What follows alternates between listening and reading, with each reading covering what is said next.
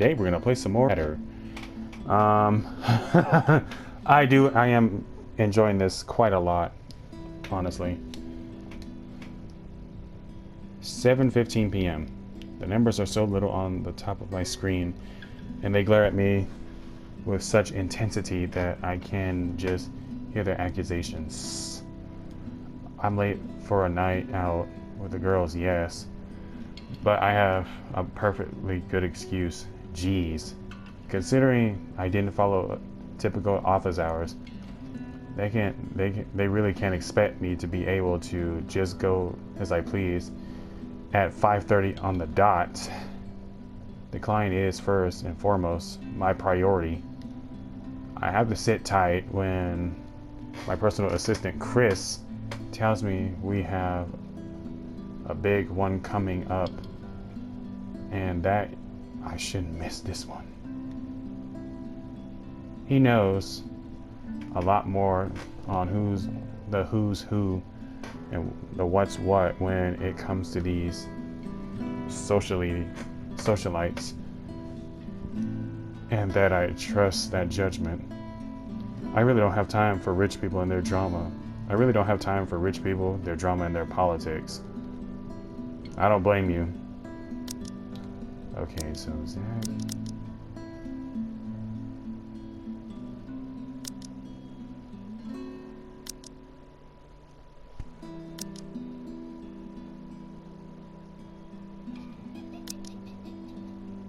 Sorry, I'm trying to see something. Damn. Okay. These sort who were born with silver spoons in their mouths and who were used to wagging their silver tongues about. I let him handle the negotiating with them for the most part. Why else would I hire him?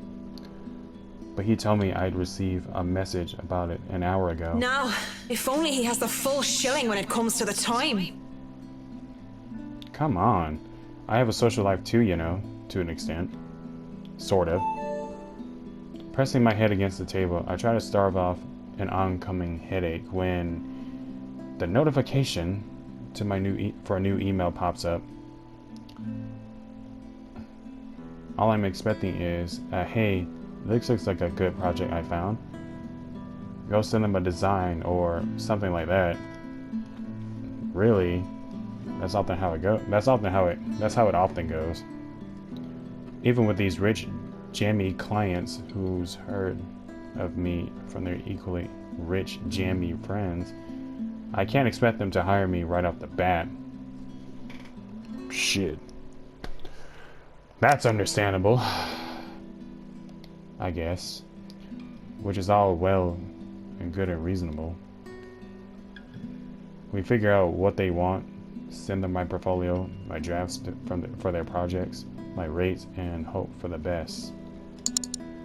This is a big client, Marianne. I'll babysit Baruthal for you. Oh.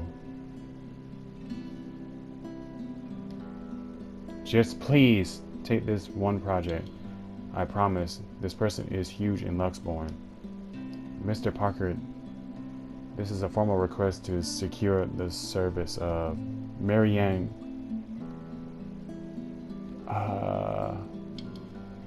Koloach. Damn, I cannot pronounce her name. I don't know why. McCulloch. Hereinafter called the designer. As authorized by Hannah Wright, hereinafter called the client for interior design work at Emma Garden Mansion, Luxborn LX 18 0RF, United Kingdom. The client hopes to have the designer there on 21st October, Friday, with the time pending. But as I open the mail and see that I've been requested by the client specifically, well, I certainly didn't expect that. And it's pretty straightforward too. Anyone would probably be excited. They would be working with the Hannah Wright. She's just one of those rich socialites that everyone loves to talk about, no matter how hard I tried to tune such nonsense out. Okay. It would have been enough for me to reply in affirmative to Chris and leave, but he has never pleaded for me to take a project before. We worked with big personalities in the past, celebrities, bankers, and even a few politicians. My PA had been indifferent about those. So the question bounced about my skull before I spied one of the email attachments. Oh. A newspaper clipping from the Luxembourg Daily's business news section boasting the headline, Wright Enterprise donates 2.5 million pounds to refugee.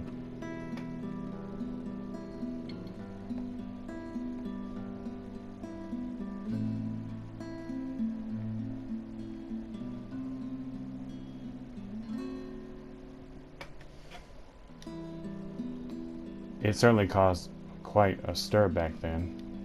Apparently they had invited businessmen and socialites everywhere in the guise of it being some big business announcement. 2.5 mil and an expensive looking party to boot. These people sure know how to throw their money around. Yeah. Not that I should be so callous. They're going to do a lot of good and help a community of people with all those pounds. Damn.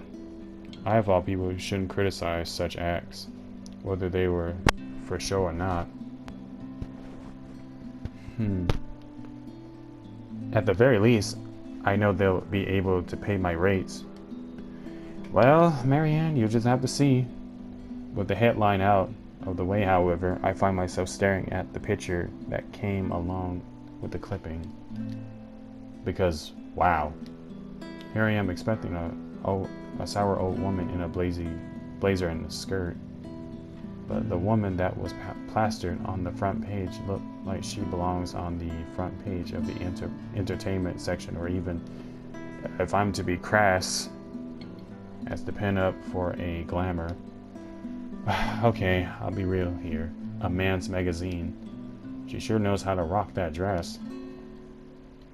Wait. Her hair, her eyes, her lips, she can't be her. And at the same time, she is her. Only several years older. She looks just like, no, come on, Mac. The world is full of pretty blondes. It's just a coincidence. With a shake of my head, I snap out of it and reach out for my phone when it buzzes, nearly falling off my chair in the process. Who else would it be on the other line but the very people waiting for me? Oh, piss. I'm so sorry, Cam. I'm on my way. That's what I said. Yet I still don't move from my chair, face flushed and heart racing. I can only stare until I will myself to reply that yes, I am accepting the assignment. And it takes even more time for me to just close the image, shut down the computer, and leave. Even then, it has already burned its image into my head, no matter how much I wish it would just disappear. It makes me eager for the alcohol and the company. It makes me eager for anything that can help me forget. It's a good thing that the nearest pub is a hop, skip, and jump from here. Oh, we're at a bar. Interesting. The Galway Shawl, as it is called by those who frequented the place, is the only decent Irish pub in this county. I almost said country. I meant to say county. You can pretty much tell that someone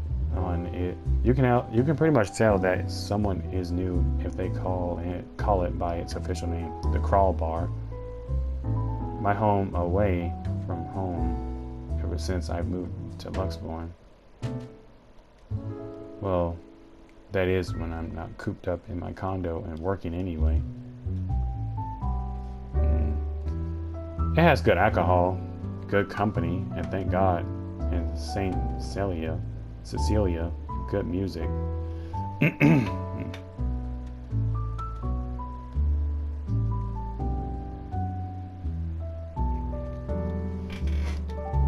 Crowd favorites like the Buffy Nose and the Wesleyan Man. The Second Fusion Orchestra are often played. Not to mention the singing.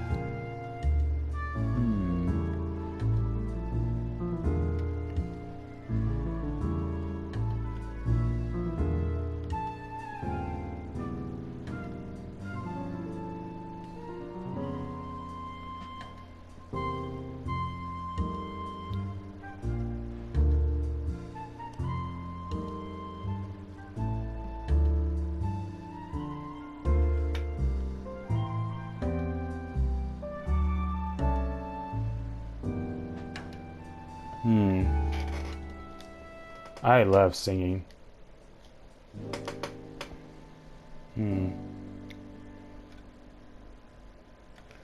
Anyone could just break out into a drinking song, and the others in the pub were just wonderful in that they'd start singing along.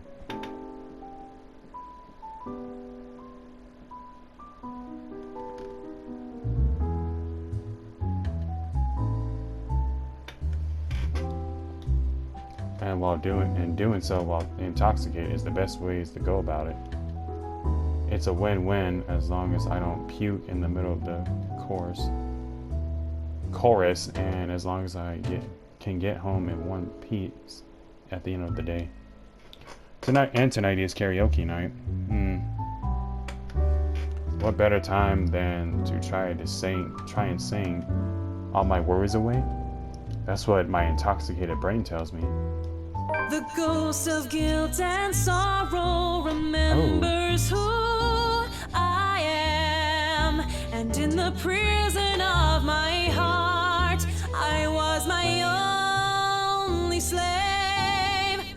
Oh, but drinking only reminds me of my home, and the thoughts of home makes me think of her. But in the depths of my cold soul, I'll leave the burden and despair. She has a good singing voice. It makes me nauseous. It sickens me that the smallest reminder of her can cause me such grief. I'll fight for what's worth fighting for.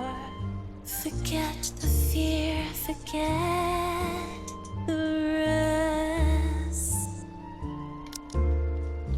My question is, who is she talking about? Of course, that might be the booze. Any other day, I would have scolded myself for drinking so much. I lied to the Lord, I lied to myself, I lied to you and everyone I care, until there were no more lies to tell.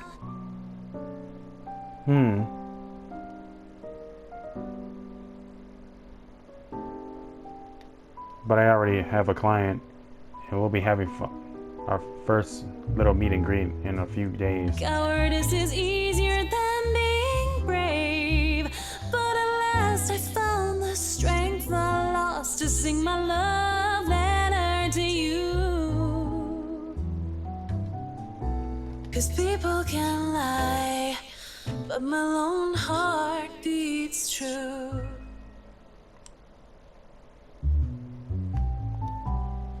I want to at least enjoy this night and get over the hangover tomorrow and return to being a prim and proper professional after. That song was for Cam, our lucky bride to be. So give her hand, Galway shawl. Considering the state I'm in, one can excuse my smug grin as cheers and applause among the pub's patrons, because possibly off-key public singing aside, I feel like I'm on top of the world right now, and that's a good reason as any to belt out in front of these strangers with good drinks and good friends, with good drinks and good friends. There's nowhere else I'd rather be tonight. And I forget for a short while. And that song was brought to you by Marianne McCullough, everyone! A round of applause! Haruna and who? Wait, damn. Wait, who's the? Okay, which one is Haruna? That was so good. You rock, Marianne. Wait, which one is Cam? Wait, I can't tell them apart. Which one is Cam and which one is Haruna? Oh, please stop. You're just saying that. Wait, I can't tell who's who. You know neither of us can hold a tune, Marianne. Which one of his? Fuck it. Which one is Haruna? A toast to our shameless drunk singer. May your drinks forever flow and your notes be ever lovely. If anyone deserves a toast tonight, that's Cam. Finally sealed the deal after 3 years, eh? Read 'em and weep, bitches.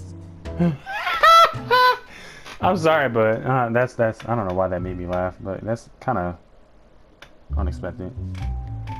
Kamala's diamond engagement ring gleam. Oh, okay, so the one with the red dress is Cam, as she holds it up for all the world to see. She has reasons to be proud. 3 years of living together, and her boyfriend finally asked her the big question. Oh, obviously she said yes. Don't get too attached to that ring or the one after, sweetie. I was wearing a wedding ring not so long ago, and look at where I am. Damn. Okay, so Haruna's the purple hair, the one with the jacket. Gotcha. But enough of me being a downer. Cheers to a happy engagement!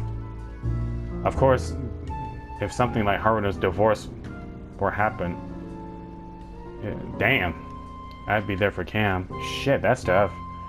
Look, divorce is not a good. Look, man, divorce. I don't know how to deal with. I don't know how to react to a divorce, if I'm being honest, because I've never been in a marriage before, so.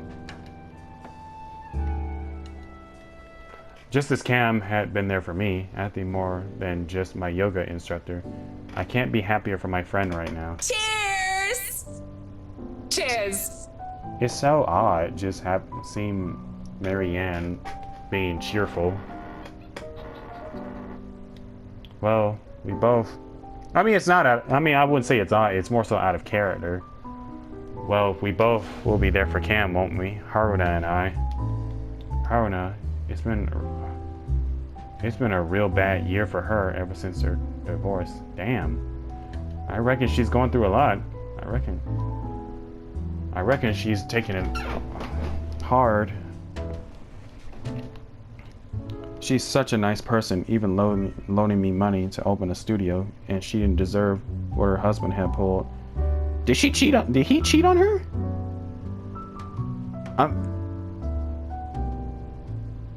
Did he cheat on her is the question, though. Because if he did, that's kind of messed up. I'm happy that she's smiling again and picking out like she used to. I think we've all missed our Japanese firecracker. Oh. We met at yoga class. Same thing I joined to keep myself in shape and well. Honestly, so that I could make friends when I moved to Luxborn. Clearly it worked like a charm. And it definitely didn't have anything to do with the fact that I brought along my lucky 220 died with me on the first date. No sir. I love these girls so much. What about you, Marianne? You're 30 years old and you still haven't got yourself a man. And you guys know I have a very busy schedule. I don't have time for that. Oh, come on. That's a lame excuse and you know it. You need a man who will take care of you and you need it now. Maybe some hunk will be your house hubby while you rake in the dough. I'm quite capable of taking care of myself. Who needs a Mr. Right? You're not wrong. Hey, look at me. I'm Marianne McCullough, a lawful neutral cleric with 9 points in wisdom and 8 in charisma, but I can't give myself a date. I don't know why that. I don't know. It's not funny, but damn, that kind of caught me off. I guess I wasn't expecting that. But then again, I wasn't expecting anything else in this game. I mentioned druids and demons once. Once! They don't even know the rules or understand what the numbers mean. And I certainly am not some sort of holy spirit. I am a far cry from a miracle worker, and I barely have the willpower to fight off demons, especially my own. Actually, maybe she isn't looking for a Mr. Right, but a Mrs. Right. I mean, there's nothing wrong with that. Oh, my Marianne, we still love you even if you're in the closet. Oh. That would explain some things. How do you know you don't have a ring anymore? Maybe you two can be together and I don't have to worry about my best girls being alone. I mean, there's nothing wrong with that. What are you on about? There's nothing to explain. I mean, if you like, you like what you like. There's nothing wrong with that. But the more I deny, the louder they tease until the other people in the pub start to watch. It doesn't help at all when Haruna drapes her arm over my shoulder and leans in. Will I be all yours then? Will you be making me feel like a woman? I mean, if you like that sort of thing, that's fine. I know that they're just kidding around, but this doesn't make me comfortable in the slightest. So when Kamala notices my silence and Haruna sees the expression on my face, they stop. And when the awkward air settles over us, the rest of the pub goes back to whatever they were doing, and before the whole thing ever happened. They probably won't even remember it when they wake up with massive hangovers anyway. Sorry. Me too. Hey, no hard feelings, right? I raise my glass. They smile. We drink. There's no need to say more. We're all definitely far too far too drunk tonight. Eventually, the fun times end, and it is a weekday after all. And with Haruna being a nurse, she still has to get ready for her next shift. Kim also has a loving fiance waiting for her at home, and really didn't have to make a fuss about having left some buns in the oven when she took off earlier. Really, I understand. I was the one who insisted, who was determined to get pissed drunk anyway. Moving into the bar, I sit, alone at last. Alone with a stranger. Ah, fuck, Luke, of all people. Ah, Jesus Christ. This dude right here.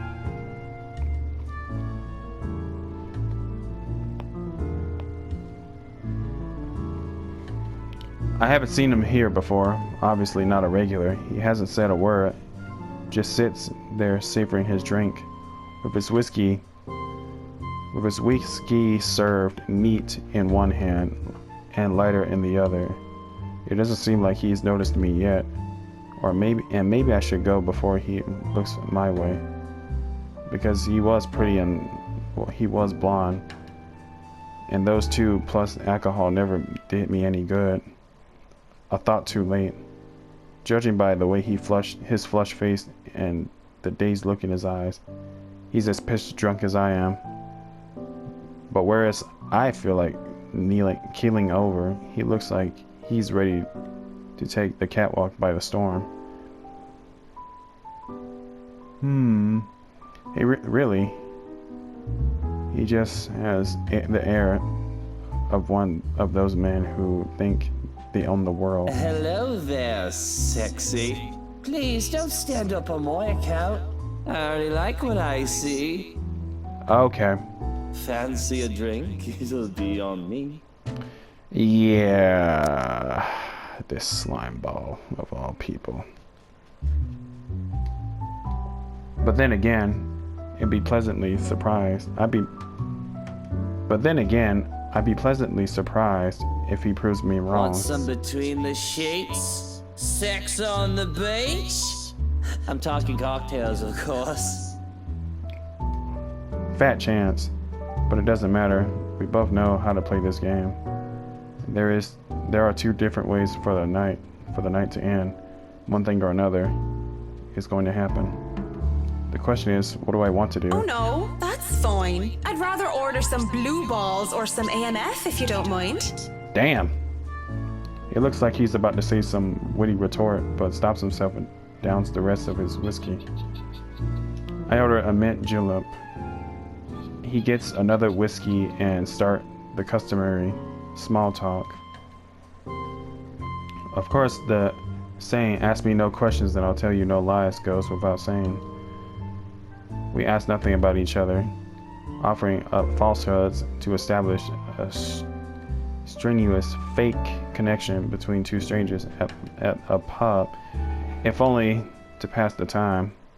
Whiskey, as I have come to call him, is supposedly 21 years old, single, takes care of his sick mother, and is a manager of some sort. Manager of what? I didn't care to listen to the details. Meanwhile, Mint, as he has come to call me, is 29, and I'm what did I say I was again?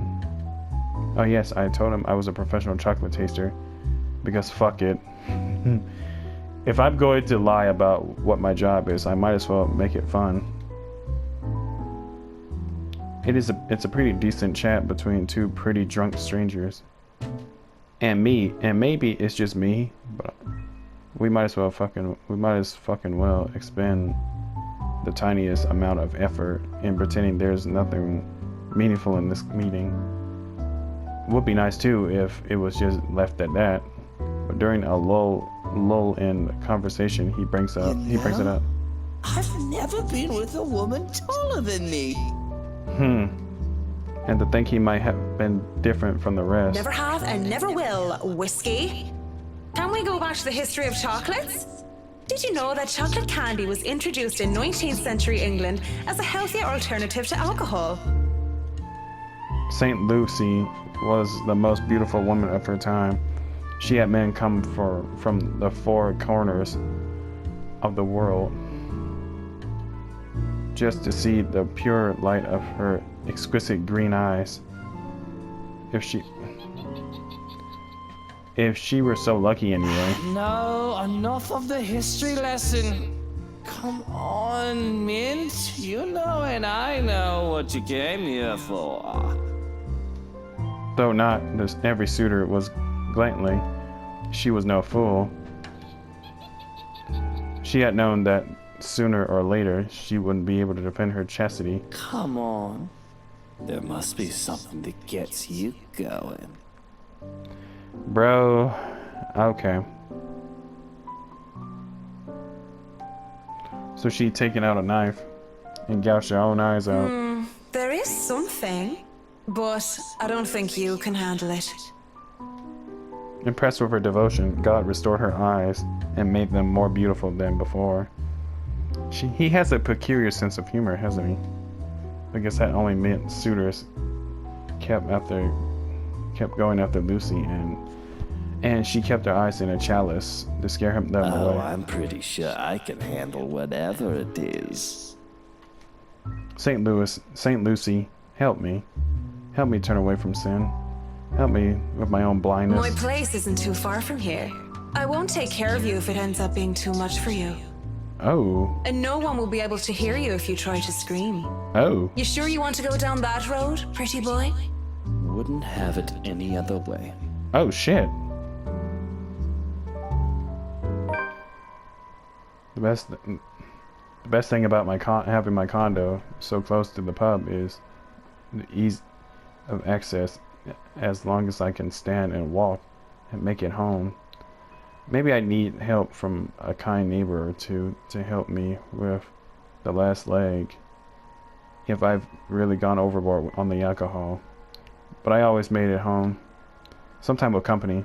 Of course, that always comes with complications, especially the real clingy ones. But it isn't anything a good tip about stalkers to the building security can't fix. I'm always nervous though. even if this isn't the first time I've done this. And the first few minutes we enter my room are the first few agonizing minutes where I try not to panic. Okay, Mac, so far so good. Don't let him smell your fear under all that liquid courage. He'll leave sooner or later, and I'll never have to see him again, just like every other man before him. I'd like to say to myself that the men I've brought to my place were more scared than I was. Yet there's no fear when I look into the whiskey's eyes, only delight. When he starts touching me, I didn't even hesitate when I push him against the door. Roughness is to be expected. And as long as he sticks to the script, everything will go smoothly. We'll have our little tremble in the sheets. He'll leave. We'll forget about it. Oh! If somebody asked what I really want, I would have told them that I wanted a bed of roses, chocolates, and music. Maybe in an Irish castle. But all I really want is her. And that's never going to be a reality. That was my fault, of course. Because I was afraid. Because I was a coward. I would never hold a candle up to her. She was the light of my life. Oh, okay. She likes women. I mean, there's nothing wrong with that. And I let her go. I can't even be bothered at the thought of her. Just the single thought of her makes my resolve to see this affair through waver. Wait. What is it now? It is... Yes, what is it now? This is wrong. Nothing. Never mind. What's it going to be, Marianne? Sex? To sex or not to sex? Oh. Do I... Hold on.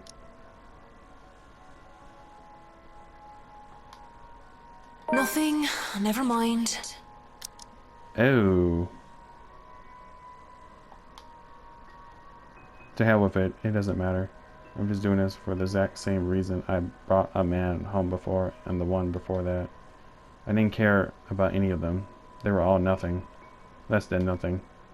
We part for air and he all but rips my belt off without even bothering to take off his jacket. We somehow make it safely into my bed. I don't even feel it as he pins me down. Okay. This isn't about pleasure. Oh. Okay, that is unexpected. It is about punishment. There's nothing gentle about the kiss between us. It's all tongue, teeth, and roaming hands. There is no passion, only a need. I don't know about him, but I'm not doing this. But I'm not doing this to feel good. I'm not some nymphomaniac who gets wet at the thought of bringing up random strangers to my place for a lay. It's ridiculous how under the professional facade I like to pull up, I do these sordid things for any of my clients to see that Marianne McCullough now all boozed up and having rough sex with some bloke from the bar. Well, that's none of their fucking business, really. But still, everything is a drunken blur. Not much is to remember in the first place. Not there's much to remember in the first place. These one-night stands were always the same. Empty, meaningless acts. Flesh coming together, smelling of booze and sweat. Mother of God, pray for us sinners. Oh, okay.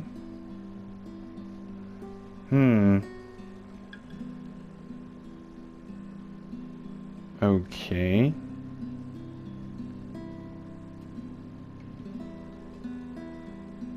I'm too busy to remember her hands touching during it all.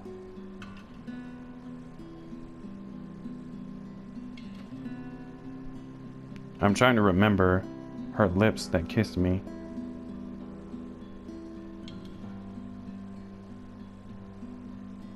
But how can I remember something that never happened? Okay. Oh. That,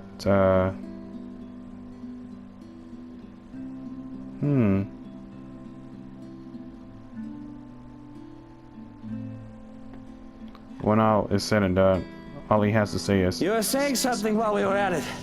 What were you mumbling? okay.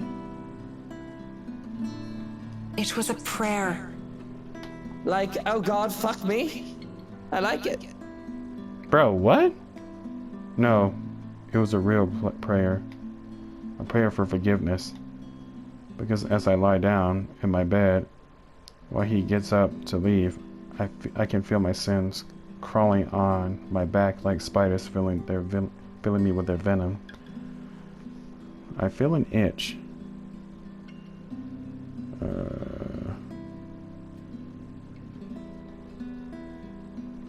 I feel an itch that made me want to scratch my skin until it bleeds while my heart pounds in my ears. I can't even register.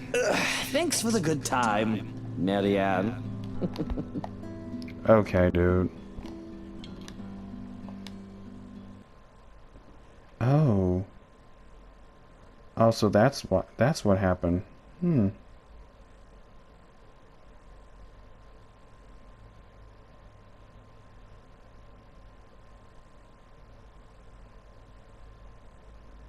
Like, honestly, like I said, I never really cared about the dude anyway.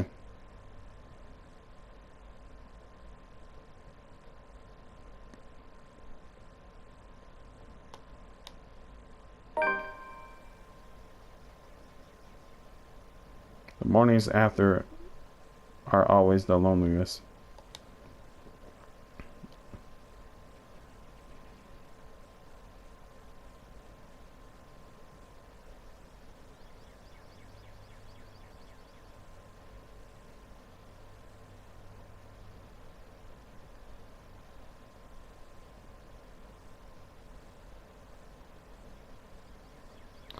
Although I can simply brush off.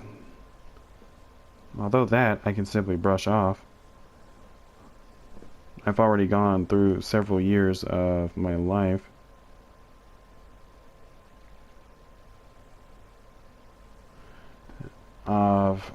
with only the fleeting company of others, always nothing permanent, and her, after her, there never was. I'll live through this.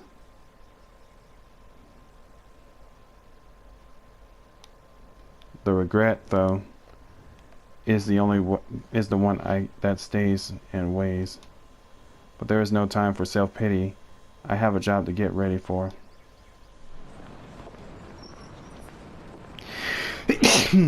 Bless me. It isn't often that I think about drinking on the job, but after meeting with the Wrights yesterday, it really makes me want to break my self-imposed rule. Because first off, fucking damn whiskey was fucking damn Mr. Wright. And on top of that, and on top of all, and to top it all off, they had somehow forgotten to inform me that they didn't own the Immergarden mansion yet when they hired me.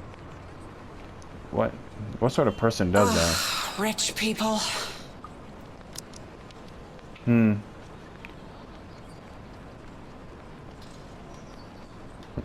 I could do nothing but twiddle my thumbs at this, however. Twiddle my thumbs and wait for the ghost signal.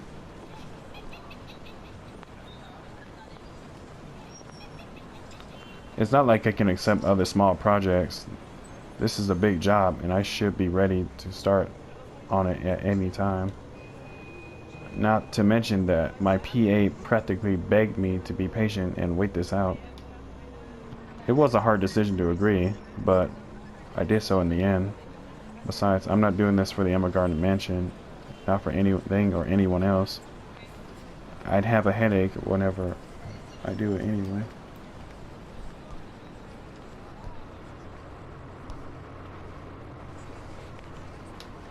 I'd go to the pub again, but seeing what happened a few days ago, I'd rather not end up in bed with another potential client. It might be a huge leap in logic, but a library is the next best thing after the pub. I have to go there anyway. I need more books for Dad. Plus, I also need to return the ones I borrowed last time. Finding a new book or two to read for myself while I have nothing to do isn't such a bad idea either. So on a Saturday morning, I find myself going to the library in Luxborn to hopefully cool off.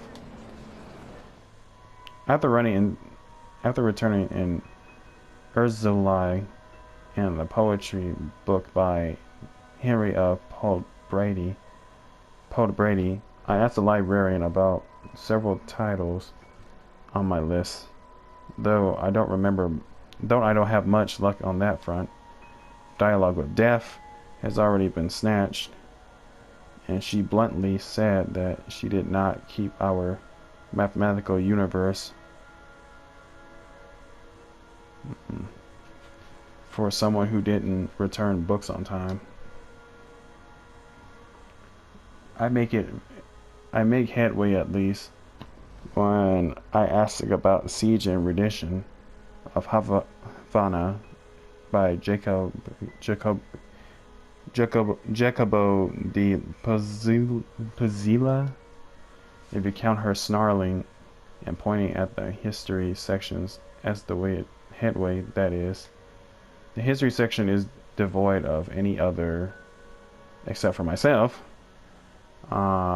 And a redhead, though I'd wager a guess that Red's just passing by to get to the classical literature section.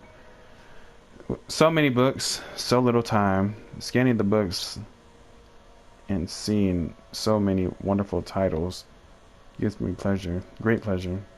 And that's when I spotted. Hello, sailor. Why don't you come to Mama? It's not the naval battle book. It's not the naval battle book I was looking for. No, it's even better.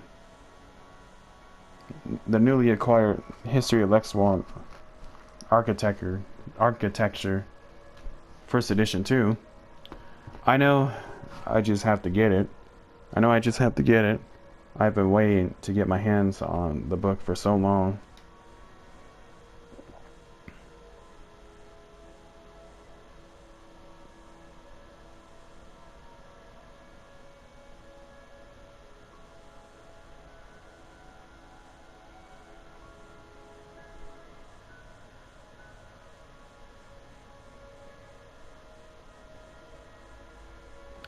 The fact that there is only one copy proves that to be a problem, though, when Red reaches out for it the same time as I do. I think I had this first, miss. Oh, Rebecca. I can only stare her down when she refuses to let go of the book. Refusing to let it go as well. I raise a brow and at her in hopes that the fact that I was significantly taller than her would intimidate the girl. Even then, she refused with a rebellious look. This isn't exactly light reading, miss. I mean, do you even know which architect was at the forefront of 18th century Irish architecture? Oh, wow. A beat. She blinks, and I can't help the smirk on my face, which is wiped off when she opens her mouth. Edward Lovett Pierce, who established the Palladian style through his work with Castletown House and Irish Houses of Parliament. This bridge was destroyed in this year to delay French troops while under the regency of Mary of Guise. This is not what I was expecting. Let's be honest. How many people would know these history facts? Aside from me, anyway. Going right to the obscure ones, aren't you? Easy enough. Tullybody Old Bridge in Clackmannanshire, Scotland, on the January of 1560, if we want to be specific.